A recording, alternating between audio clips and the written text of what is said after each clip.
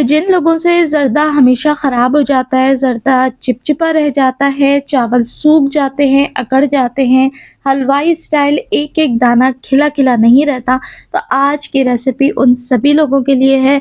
आपने रेसिपी को गौर से देखना है, इंशाल्लाह परफेक्ट हलवाई वाला ज़र्दा आप घर के अंदर खुद बना के तैयार करेंगे। बिस्मिल्लाहिर्रहमानिर्रहीम, अस्सलाम वालेकुम and welcome back to my YouTube channel.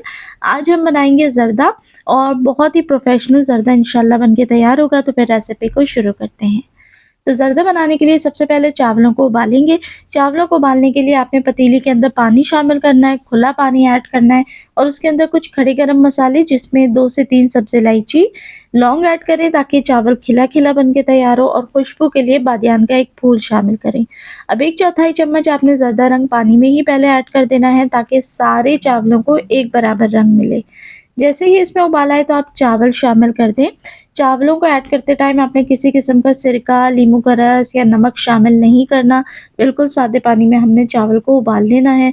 चावलों को आपने बहुत अच्छे तरीके से भिगाई का पूरा टाइम देना है। अगर भीगे हुए सही नहीं होंगे तो चावल लंबा नहीं होता और ज़र्दा फिर जो है ना वो ख़राब हो जाता है।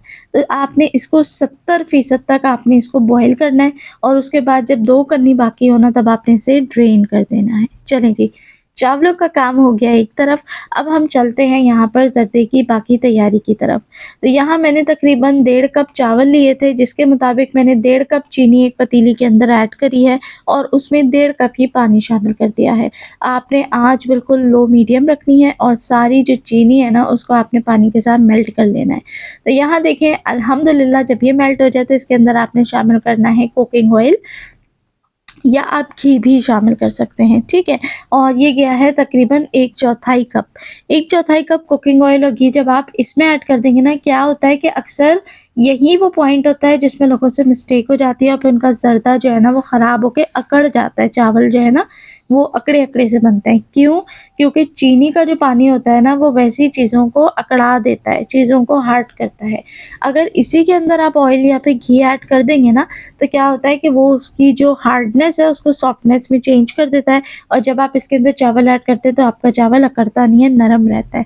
तो जैसे ही घी मिक्स हो इसमें हल्का सा उबाल आना शुरू हो जाए तो आपने जो उबले हुए चावल है ना वो इसके अंदर शामिल कर देना है और शामिल करके आपने 1 से 2 बार इसे अच्छे से हिला लेना है। अब आपने ये परवाह नहीं करनी कि अभी इतना पानी है, क्योंकि जो 70% आपने इसको गलाया था ना, अब बकाया के 30% वो इसी पानी के अंदर डन होंगे। बस आपने 1-2 बार चम्मच हिलाना है और इसे कवर करके 20 से 25 मिनट का बिल्कुल लो मीडियम हीट के ऊपर आपने दम लगाना है। अब यहाँ देखिए मैंने तकरीबन 25 मिनट्स के बाद इसका दम खोला।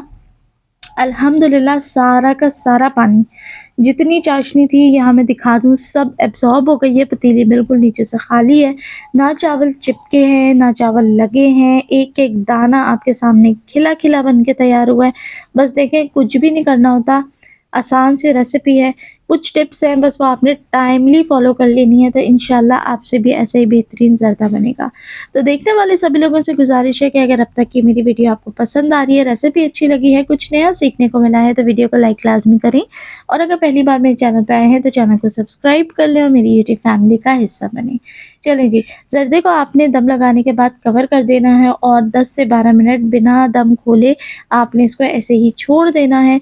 उसके बाद आप ज़र्दा निकालें और इसको ज़र्दे के टिपिकल लवाज़मात के साथ सर्व करें। बादाम, पिस्ते, ढेर सारे कैंडीड फ्रूट्स और गुलाब जामुन के साथ इसको आप पेश करें।